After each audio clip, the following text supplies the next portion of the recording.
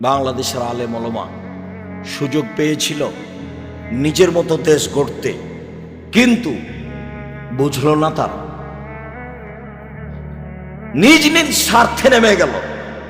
সবাই বসে যারা মনে করে আমরা কোরআন হাদিস বুঝি, হানাফি হোক, শাফি হোক, মালিকি হোক, হাম্বলি হোক, যেই হোক না কেন, তারা যদি নিজ স্বার্থ ত্যাগ করে বাংলাদেশের মাটিতে পরামর্শের ভিত্তিতে নেতা নির্বাচন হবে, এই পদক্ষেপ যদি তারা হাতে নিত, তাহলে যারা গাদ্দারি করছে, করেছে, করবে, এরা সুযোগ পেত না। কিন্তু আমি আর আপনি তো সুযোগ নিলাম।